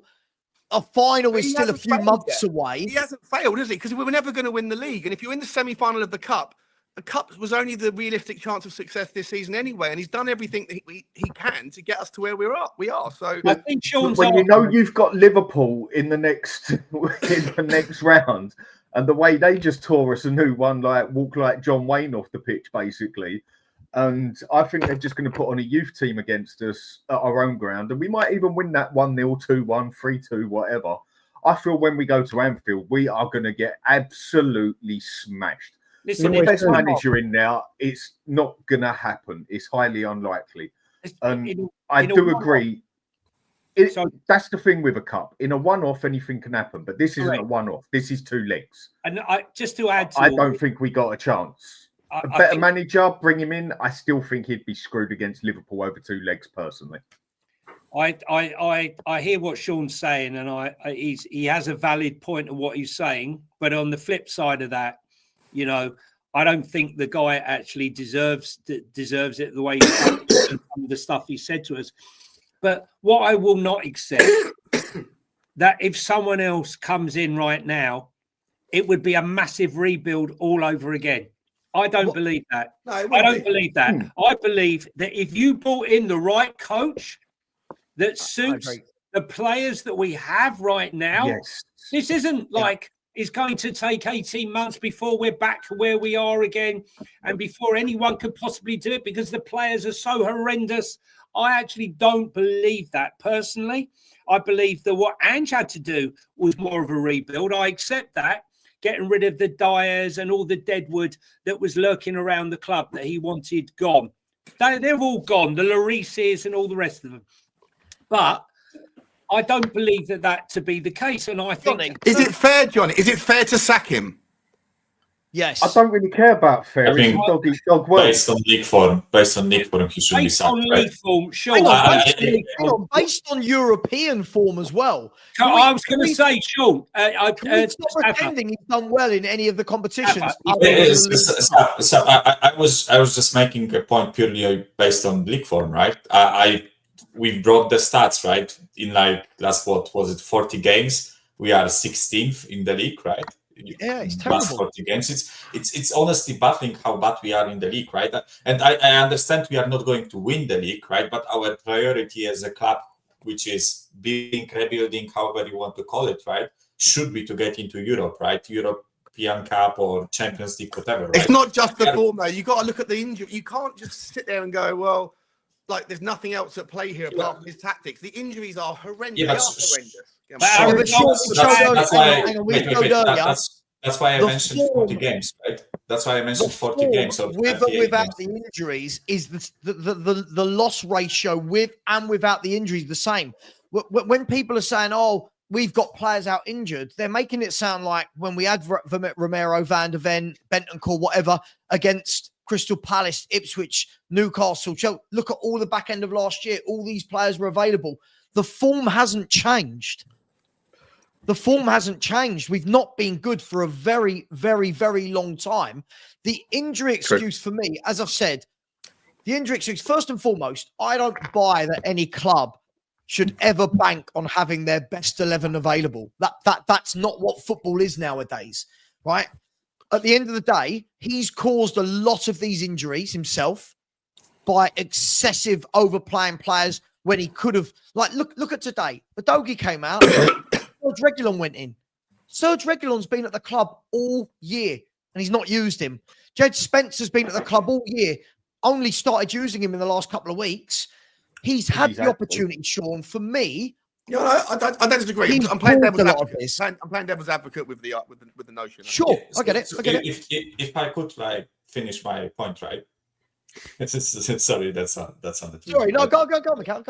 No, but I would like to compare this situation that we are in right now to last year, right? Last year, after those 10 games that whether we deserve points in all of them, I leave that to everyone's personal judgment, right? But then we lost to Villa, West Ham, Wolves, Chelsea, and I think we drew at City, right? That was the five games after those first 10 games, right? I had a lot more patience then, right? Because we were on a really good patch of form, right? And then we got hit with an injury crisis, whatever you want to call it, right? So I was like, okay, I've seen us play good. We now have injuries. Now the form has dipped. It's reasonable, right? But as I mentioned earlier in this show, right? We've lost plenty of games this season and last season with close to full squad, right? Maybe we're missing some for one of them or Solanke for the other one, right? But overall, for vast majority of those last 30 games, but not vast majority, but a big chunk of those last 30 games, we had close to full squad available, right? And we are still losing games where in those games, I could clearly see that it was mostly about the tactical setup that was failing us, right? So that I'm trying not to look at it from what have you done for me lately point of view, because I really don't like it, right? It's not only about the last 5 games. It's about seeing progression. It's about seeing patterns, right? And as you said, as you shown, Savva, right, we are regressing. No matter how from which side you look at it, right? We had a close to really good, let's call it, first 19 games, right? But then the next 19 and this 19 that we played this season, we are just going on a downward spiral, right? I guess for me, personally, he deserves to be sacked purely on league form. I don't really care about the cups and the European competition. I think purely on league form, he deserves to be sacked. But Michael, sorry, just really quickly, can I just say, sorry, if you remember this time last year when we had Van der Ven, Romero and James Maddison out, and I remember everything that's being said now was wait till they come back. That's exactly everything's going to change. They all came back and we were shocking for the rest of the season. That's my point, right? I know that's your point. Yeah, no, but that's what I was saying as well, exactly. Yeah. Hang on, my point is this. I wanted to say the same thing. At what stage At what stage are we allowed to acknowledge that just maybe it doesn't matter which of our players play, it might be the tactics? At what point are we going to acknowledge that what he's doing doesn't work? Because as I said to you about half an hour ago, it's revisionism that if Romero and Van der Ven were playing, we wouldn't be losing these games. They've played in a number of games that against lesser teams that we've lost because they're exposed. And again, when I show this picture, again, like, sorry, this is when I show this picture, I know people are bored of this. Whenever you look at this, it doesn't matter if those two Spurs defenders in each one of those pictures are Romero and Van der Ven. They're still 4-on-2. They're still going to be ripped apart and concede goals. So I'm just concerned at the moment that we're actually taking away from what is a really bad manager and giving him excuses at every single hoop. On the aspects, I'm going to try and be realistic here. Yeah, that's what I try and be. We are missing our two main defenders and we are missing our main goalkeeper. That's enough to damage anybody. No ifs, no buts. Why are we missing them? The goalkeeper isn't his fault, like you said earlier. But the two defenders, for me, why I have no sympathy for him, is his fault. He should not have played them against Chelsea, sorry. Rangers. He should not have done it. Okay, even if he played Van der Ven for 40, 45 minutes and then played Romero for 40, 45 minutes, I could be a bit more sympathetic on him, yeah? But these two centre-backs are out because of him. And the rest of it, for me, the fact that he's just not willing to adapt in any means or manner is why I just cannot get behind this manager. Again, another point I put across, it is no different to playing poker in the aspect of you can have all the tactics you want doing it, or you can just bluff your way through it. There's many ways you can play it. But at the end of the day, you can only play with the cards you have got. Now, if these players are not adapting to his style, then he's got to adapt to their style until he gets the players in that can play his style. And he just don't want to do it. He just does not want to adapt to what he's got. You can only play with the bloody cards you got, and he don't. Dan, look at this. Dan, look at these numbers. I saw these earlier today. Look at the actual loss record with Van der Ven and Romero and without them. Look at them. Everyone's going on like there's this chasm where we lose games without them, but we don't with them. Look at it. Over 40 games. It's basically what 1% difference. Like I get it. A fallacy. It's all bullshit. It's PR. It's PR. At the end of the day, like you said, quickly though, who are those games? Like those stats can be like manufactured, and if you don't know who were the games against and what was the I know, but that's over 40 games, Sean. That's over 40 games. Not a snapshot, Sean. It's 40 games. No, but 40 games. It doesn't mean 20 games with, 20 games without, does it? It might be 8 games with and 32 games without.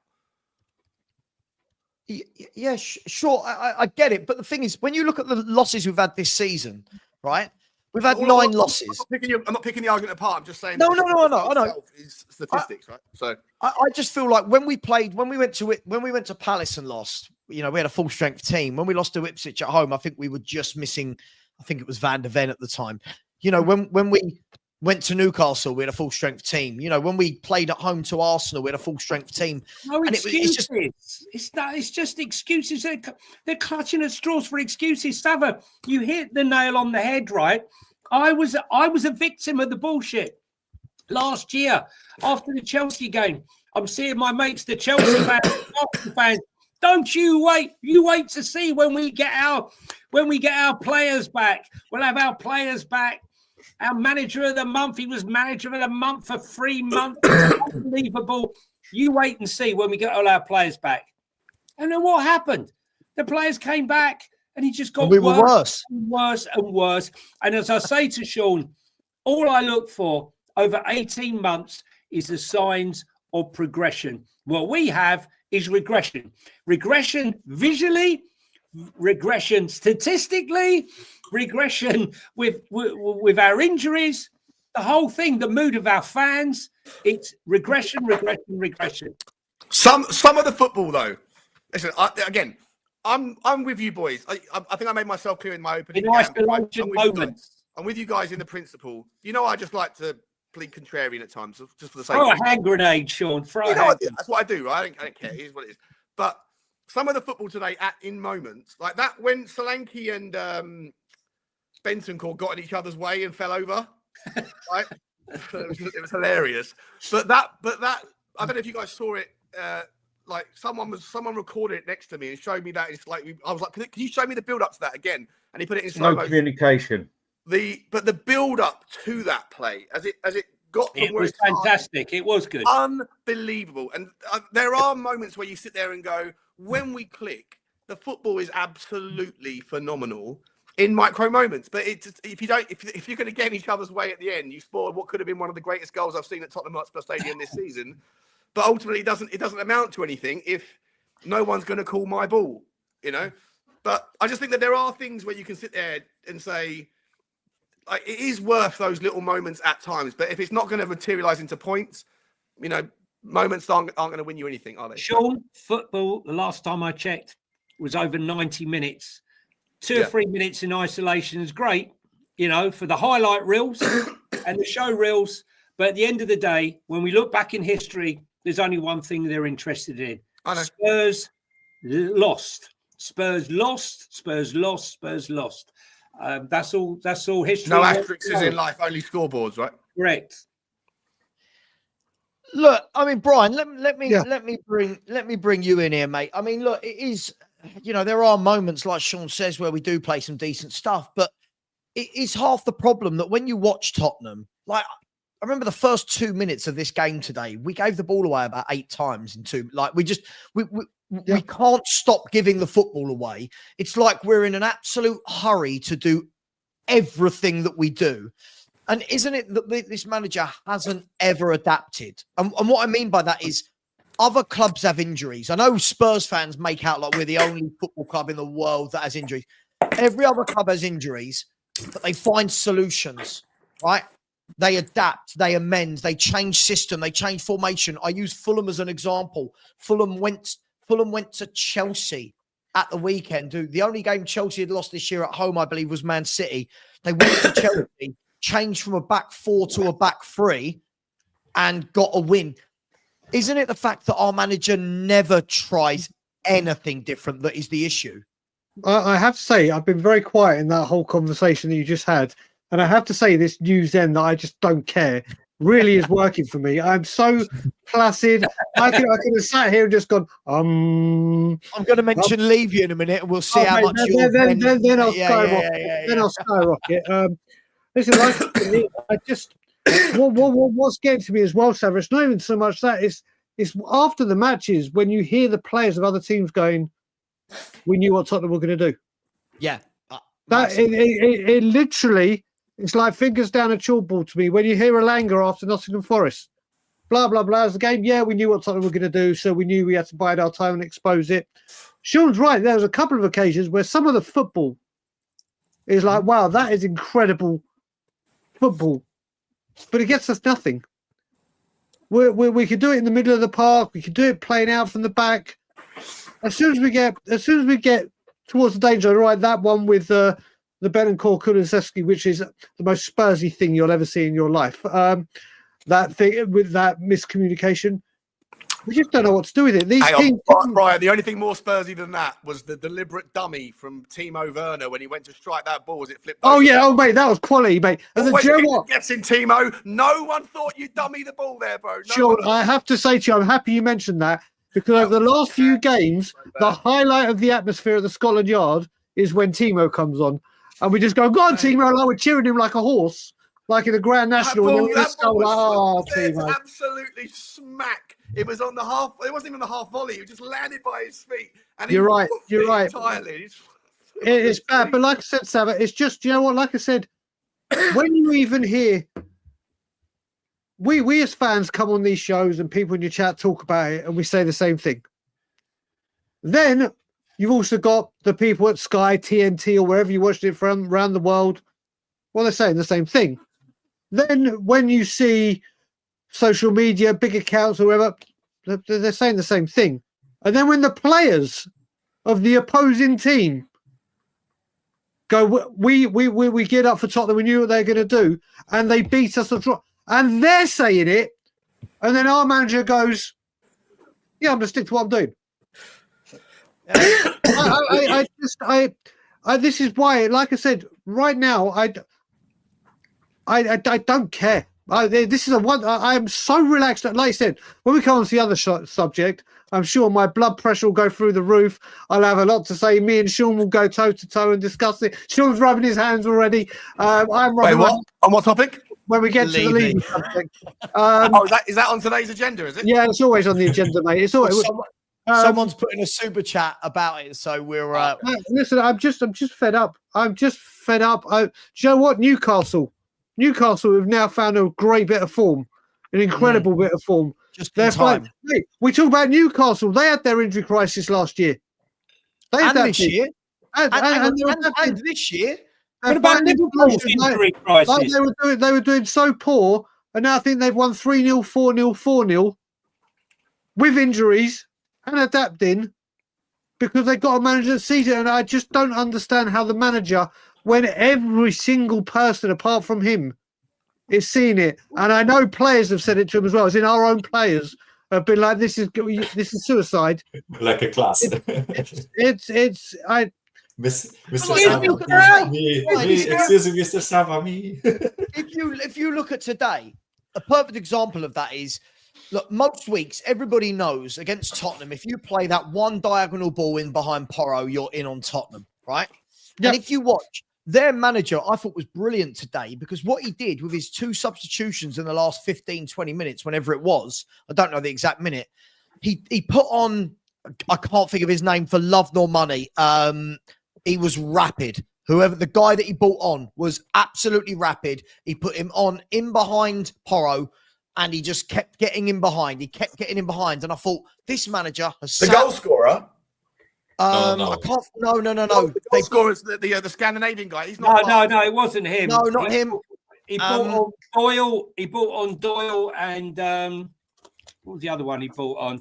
I'll tell you in a minute. I'll tell you who it is. 1 second. Hang on, I'm going to it. He brought on Carlos Forbes. He brought on Forbes, right? And Forbes went straight out to that left-hand side, and they just kept switching the ball out to Forbes, and his pace every time did Porro.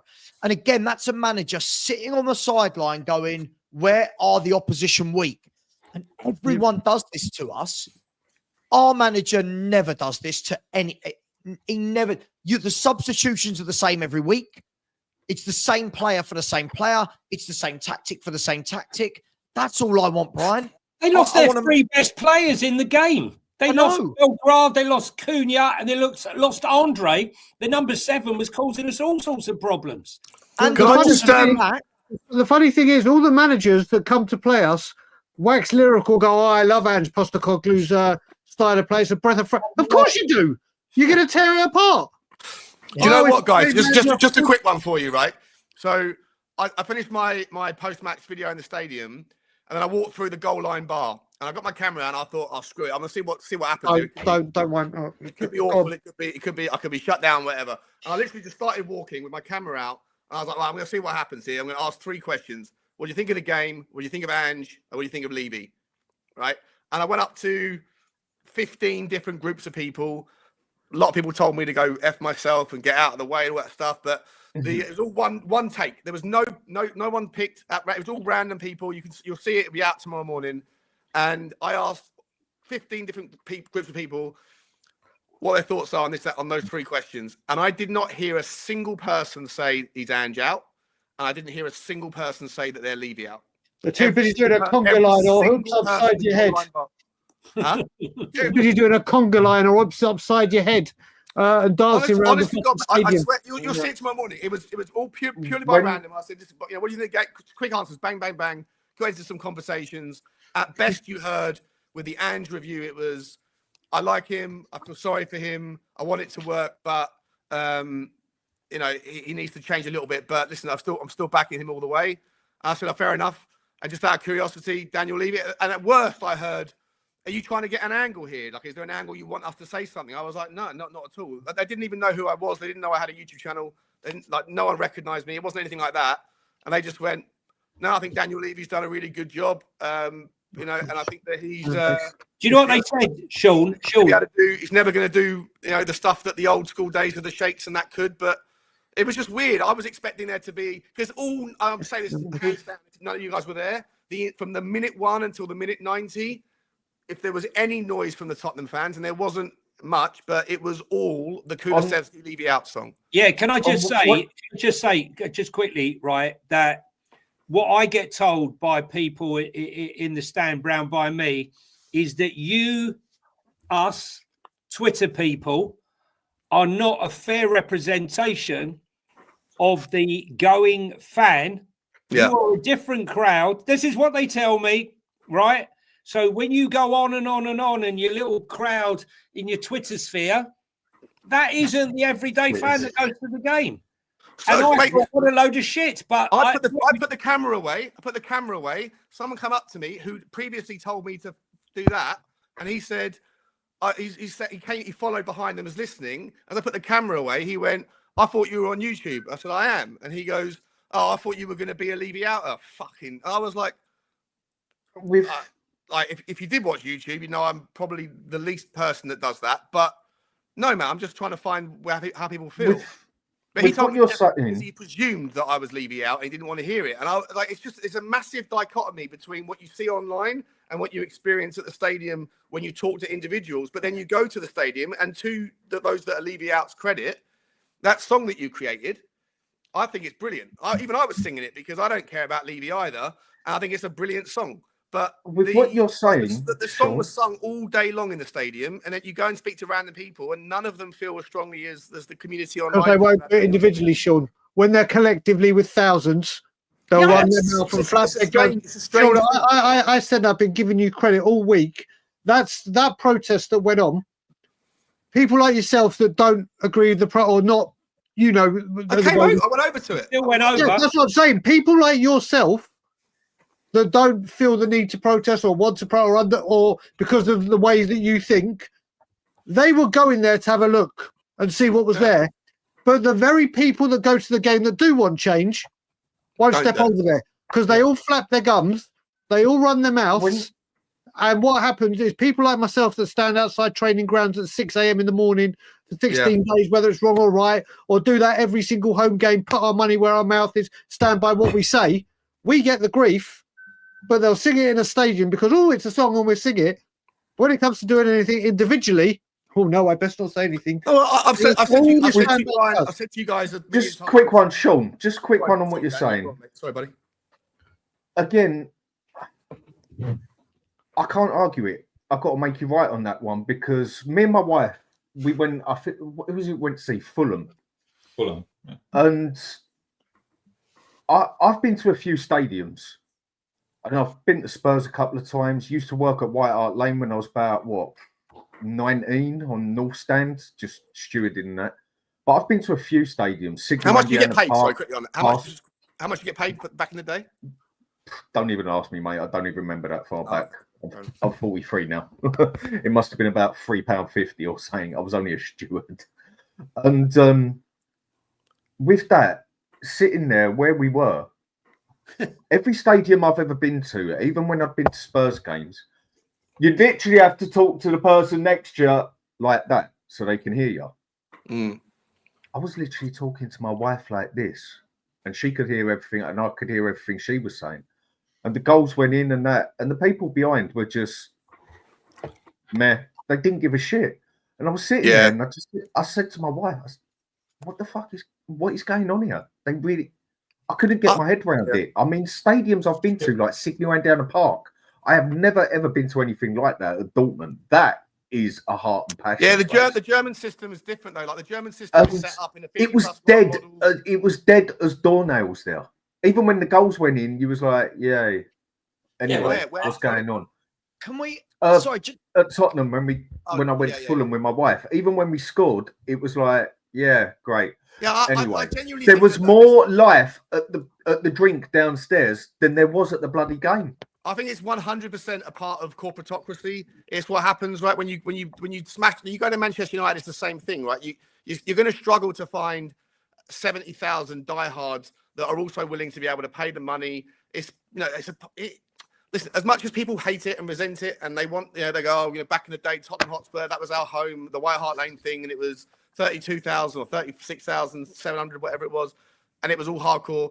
I remember going. I was a season ticket holder from the age of 7 until the age of 21 before I moved away, and I remember there were times at White Hart Lane that there wasn't a great atmosphere. I think people sometimes reflect a little bit with not a recency bias, maybe like a proximity bias to they don't like what they have and they remember the history differently. It's like going to Disney World when you're a child versus going back when you're a little bit older. It's not quite the same second time round. I think that there is, however, some definite truth to the idea that as you grow, as you get bigger, the corporatocracy thing, it dilutes the atmosphere. People see it more of an experience rather than a part of the hardcore. I totally get what you're saying, Dan. I 100% do. I would just argue that, places like Dortmund that can just create that atmosphere and they have that stand that is just people waving flags and that's a part of the ownership model of football in Germany that is 50+1%. It's ownership, it's fan-based led. And with the exception of 3 teams in Germany, I think Leverkusen and 2 others, I think Dortmund is one, and I'm not sure who the other one is, but with those 3 that have a different relationship with their ownership to the fans, but the rest of them all stick to that 50+1%, and it creates that narrative. But that only works if every team or the majority of them participate in the same relationship. If Tottenham was to go to a 50+1% model, you would fade away immediately in the Premier League because you'd have decision making that is based around emotion and not logic. And I know that sounds stupid, but logic. You need people making smart decisions that have got business heads on to be able to compete on the financial side if everybody else is doing the things that you would need to compete with. And in Germany, you don't have that. Now, could you ever see the English Premier League go into a 50+1%? I don't think you could. If you could, it would be fantastic. I'm all on board it. I think we all would support it. And that's something that that's something that the fans of every team should get behind as a movement. But in terms of reality, it's not going to happen. So you're always going to have that dilutionary effect of growing bigger stadiums, less diehard support, more tourism, all that. It is what it is, Dan. I'm sorry to say it, man. It's difficult, Listen, I'm ending the show in the next sort of 6-7 minutes anyway, guys. But before I do, I want to get some super chats. And I just need to jump because I need to get a drink quick. Yeah, all right, mate. You take care. Cheers. Cheers. Later. Thanks, see you later, boys. Take care, Dan. So we'll come back to this one in a minute. Christopher Scorpion Nyland's a great name. I said, if Levy is trying to run after Ange to sack him, even Levy would get a hamstring injury. Yeah, listen, as we said, it's not a coincidence that all of Ange's football teams get 1 million hamstring injuries. But hey, it is what it is, Krista. Nothing we can do. He's not going to change. It's who he is. Coys 87 has said, didn't you know the stadium is basically a giant pub? No passion for the club. Win or lose, it's a party after the game, doing sing-alongs. It's embarrassing. Look, as I said, I've stopped going for a reason. I won't pay this man any more money, but I'm also aware that everyone else still will. The videos that come around after we've lost games to people, it does very much feel like people want a day out. That's fine. There's nothing wrong with that. But then if you're then trying to get movement sorted to change things, I just don't see how the two can ever coexist. Big up to you, Coys 87. Alex Smith has said, why did Spurs get rid of Poch? When you had him as an Arsenal fan, I was worried facing you lot. Now look at you, but who is out there? Alex, 2 things. I think, first of all, I think the Pochettino situation had been kind of winding down towards that for about a year at the end of his tenure. It wasn't a snap decision. In my mind, it was shocking. It was shocking in the league in the year that we went to the Champions League final. We were similar to Dortmund, who weird links with that Edin Terzic fella, got to the Champions League final, finished 5th in the Bundesliga. Dortmund finished 5th is unacceptable, but they got to the Champions League final, and that's what happened with Poch, right? We finished. Where did we finish that year in the league? 8th, was it? No, we finished 4th. But it was the start. 4th. Did we finish 4th? It was the start to the next season that carried on basically from January, the January before the Champions League final, right the way through to the October when he was sacked, November, whenever it was. We were dreadful in the league, didn't win for like 20 away games or something. Anyway, right. But look, you're Alex, going to talk about backing, Sav, right? If you're going to talk about this, is the one thing that really pisses me off. Poch was not backed right? I don't want to hear this like, oh, Poch deserved to go, right? 500 days. No managers ever had to endure that, right? Yes, he got it wrong. Yes, it was going wrong. Yes, stuff was going wrong. But I do think that £1 billion of debt as well added. What do you mean? He created £1 billion of debt? No, the club added No, I'm talking about he wasn't. No. I'm talking about. You're talking about the 500 days of no. No. What I'm saying is the fans. I'm not saying. What I'm saying is the fans say he lost it. He lost it. But my point was he lost it because he didn't have any backing. But that's my point was there's a no. reason He couldn't get the backing. I know, but it wasn't Poch's fault, was it? No, but it's not the club's fault either. It was a horrible circumstance. I've said this 1,000 times. The worst thing that could have happened to Tottenham Hotspur was getting to the Champions League final. The worst thing that could have happened. The best thing would have been to have won it, but the worst thing that could have happened because of the timing of it. It depends who you listen to, though, because, for example, there are lots of reports, and from people I know that work at some football clubs, that have said that that Poch was offered some good players and turned them down during that period because he only wanted a very small squad. So, for example, get rid of Delhi, that's for sure. Yeah, but for example, when he lost Moussa Dembele in that window, he was offered Yuri Tielemans to come in on loan for 6 months, turned it down. Leicester took him, and then look. I get it. I've got a quick rebuttal to that. Just a very, very quick. Yeah, this is the thing that gets on my nerves. When he was offered players, he said no. And Levy said, okay, I'm not getting them. But then when AVB had the Gareth Bale money, he was told by Levy, Baldini brings the players in, you coach them. He wanted Hulk, he wanted Matinho, he wanted others and didn't get them. So the director of football, even when AVB was saying no to players, still got them because Baldini brought them in, you coached them. But then when Pochettino wants or turns players down, they go, do you know what? Yeah, okay, we'll listen to you. Not saying that you can't. It's both ways. It's. I hear you.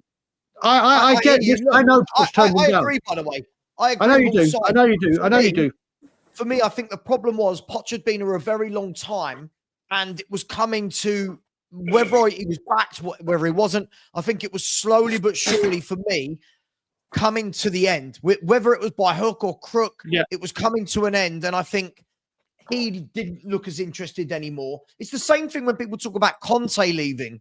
Conte didn't look interested. Level. Yeah, come on. I can't look. Poch gave us the best football we've had in many, many years, right? And I look back at that, and I think, and I look what he did at Chelsea when he came into Chelsea, Savva, right? And the mess that they were in. And that from January onwards, right, they had the best record in the Premier League. From January onwards, and he's left, with his head held high. Personally, I think if you put Pochettino in that squad right now, he'd love every minute of it working with those kids. But Johnny, that wasn't my point. I wasn't disagreeing with that. My point was it was the same thing with the end of Pochettino's era. Poch didn't look interested. Poch had started fighting in press conferences with reporters, and it was the same thing with Conte. Conte only signed an 18-month contract, which for the get-go, I said from day one, screamed, this is never going to work because he signed an 18-month contract. And for the last 6 months of Conte's tenure was battle after battle after battle, not looking well. But anyway, to Alex Smith's point, the bit I do disagree with you is when you say who is out there. There are a number of managers out there that are all better than Ange Postecoglou. Big up to you, Alex. Kulu, Sexy Football said, only Ange's wife knows what Ange Balls is. Get rid. I agree with the last two words. Worst manager I've ever seen at Spurs. Can't wait for this guy to get sacked. He's an embarrassment. WFN Goals said Terzic or Areola. I'm at the stage where I'd take Gareth Southgate. That's how much I hate this manager. No, you wouldn't. You wouldn't. Come on. I wouldn't, but you get what I'm saying. I'm being sarcastic, but I despise who do you want? Who do you want? I'd rather have Gareth from Southgate than Gareth Southgate. There you go. I'd rather, I'd ideally really like Areola. I really like Marco Silva of Fulham. I'd take Terzic. I like Palladino of Fiorentina. I like Mikel of Girona. I think there's a lot of good managers that are gettable. I like Mikel. Lots of good managers that don't play wide open, ridiculous football. Last one here, 2 more to go. Sorry. Frankly, Tottenham said Porro always vacates his defensive duties. Look, I think this is the way that he's told to play. Correct. I don't think it's Porro's problem. I thought he was really good today. So it's another wing back, ball to play at fullback. Correct. Yeah, he's a wing back. He's a wing back. And told to play as the wing back, right? It's not only that he's misprofiled, but also he's told to play as far up as he is, right? I don't like it, right? Because we're speaking about like player damage that Ange does, right? I see this fan base turning on Porro, right? And I've already seen plenty of people telling sell him, whatever, right? He's not as bad as what we are seeing. First of all, he was excellent today. I thought he was excellent. 2 wing backs. Well, I think the goal came from in behind. He got us back in the game. He was a brilliant corner kick. He defended like a champion. Yeah. I think though, when people go back and watch games, I think when people go back and watch the game over and over again, Porro gives the ball away so much needlessly in a game of football, like 10-yard passes where he just. It's very, not just him, by the way, but it's all very lackadaisical. They're not. When I was coaching, I was always taught that it was like, firm it. I worked with a coach, always said firm it, as in make sure your pass gets to its destination. Spurs have a lot of loose passing where it's all a little bit dainty. People wanting to wait for it to come to them. Yeah, the biggest culprits of that, though, are Bissouma, Pape Sarr. Pape Sarr in transition, he can pick the ball off and then he just goes and gives it back again. And I love Pape Sarr, but his sloppiness in his passing. You're right, Sean, but he's 22 and, he's growing. And Bissouma is... player that's horrible for that. It's not Pedro Porro, in my opinion. I think Pedro Porro is a... I love Pedro Porro. I think he's brilliant. I think he's a really overrated footballer, if I'm going to be honest. He's another one we put on this pedestal right up there. I think he's a brilliant wing back. I don't think he's a fullback. I think he's a wing back. Like a Dogi. When I saw a Dogi and Porro at Sporting Lisbon and Udinese, they are touchline hugging full wing backs. We've got them both playing inverted full. It's just the manager is shocking. I have to say with Porro as well. Just one sentence. The only reason, and I think Porro's up there as well. He is the only player I trust to get across him of any decent quality. The only player. Then we should be playing him as a wing back. That's why this is what we do. We buy wing backs buy fullbacks and then get a wing back manager. We get a wing back manager. We put them to full. We do it. No, but hang on, Brian. This is the same. You got to also shake hands with the reality that when you're buying a player like Pedro Porro, you sign him on a 5-year deal with Tottenham's track record, and it's not just Tottenham. 3 managers. 3 managers. You're going to get 3 or 4 managers, right? So we bought him under Conte, right? Yeah, normally, Sean, you'd hope that a football team would stick to a managing philosophy of a way of football, not just always gun-ho attacking, but like Liverpool, that we're going to play front foot football. Yeah, and that's what we hope now. That's what we hope. That's why when you look at someone like Terzic, I've just put out a video, but I know you're going to round off soon, so I hope you don't mind a quick little plug. If you guys want some more interesting content, a 26-minute video that I did today about Terzic. I did a lot of research on him. Done a lot of research into what sort of manager he is. You can check it out. It's a drive. I recorded it driving to the game. But Terzic was a guy that is that pendulum that swung all the way over here from Conte to Ange.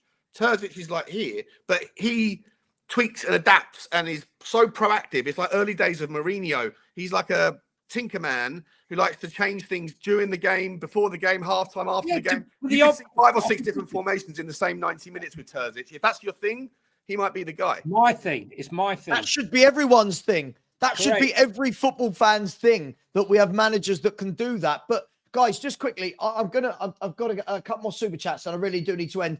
Said Porro is a wing back. End of. I do, frankly, Tottenham. I agree with you. We've got a manager here who's got 2 very good wing backs and has decided not to play wing backs. It's baffling. He's dying on that hill. And a user said, Ange loves the game among us and became imposter. That's a very nice sentence. Big up to you. Look, all I'm going to say is this. I put this out during the summer, I'll die on this sword, right? My idea one, this is our Tottenham. Forget who's playing where for the moment. You can all tinker with the players you love. Spurs are set up brilliantly for either a 3-4-1-2 or a 3-4-2-1, and it puts nearly every footballer in their actual position where they play. Because what we've got at the moment is you've got two fullbacks that aren't fullbacks that are being asked to be basically number 10 midfielders. You've got two centre-halves that are being asked to play on the halfway line. You've got two centre mids in Papa Sarr and Basuma who are asked to get on the ball and pass. They're not passing centre mids. They're breaking the game down. If you want to play that way, get centre mids that like to pass, that naturally pass. You've got James Maddison as a playmaker who's never actually allowed to be in any space and play make. Kulu is being asked to play 5 different positions a game. Like, no one is. Johnson and Son aren't wingers. They're being asked to play a formation that gets everybody in their position. And that's why I want a coach. Mr. Box Office said this a lot. Get a coach. Someone like a Terzic, a Silva, an Iriola. These guys are coaches. What we've got is a guy that has one philosophy, and he will die on that hill with that one philosophy. And when it doesn't work, his answer is, we're not going to change. We can't go on like that as a football club. So it is what it is, guys. Look. Just to say, Savva, just before you go, I have an exclusive. Ange's first signing will be the well-known Australian Jimmy Drew. Hang on, Sean, are you typing? Sorry. Sorry, it sounds like you're banging a brick dancing under the table. Sorry, I'll type quieter. Sorry. Right. Look, guys, girls, thank you very much for all coming on today. Look, at the end of the day, you all know my opinion. I wanted this guy out a year ago, and this last year for me has justified just how shit he is. I'm not even going to mix my words. I think he's the worst manager I've ever seen. His tactics are awful. His substitutions are awful. I see James Maddison is the scapegoat again. Look, can't stand him. Today. No Bergvall again today with 10-15 to go. Yeah, no Lancashire getting. We need a goal. Let's not put another striker onto the pitch. It's the same crap every single week. Sean, Mikal, Brian, Johnny, thank you so much for joining me today. Really appreciate that. I have just redirected you all over to Tottenham Away for their show. So please, when you get over there, smash the Savva raid. Love you all. Thank you for everything. I don't think I've missed any super chats. Brian, good luck with giving up the vape. Yeah, once I get round to it, this is the last one, the final vape. I don't know what vice I'm going to have. I don't know what vice I'm going to need for Tottenham after. No drugs, no alcohol, no cigarettes, no vape. Get back on the drugs, Brian. It's so much more fun. Well, that's a different stream. That's a different stream, Sean. That's a different stream, brother. Guys, please, no one listen to Sean. Do not do drugs, okay, people? Do not do drugs. Guys, only do it if you can afford them. Only do it if you can handle the consequences and the hangovers. They're not nice. I'm trying to end the show. Go away. Right. See you later, everyone. Take care. Come on. You Spurs. Leave me out. Go on, Leave me out.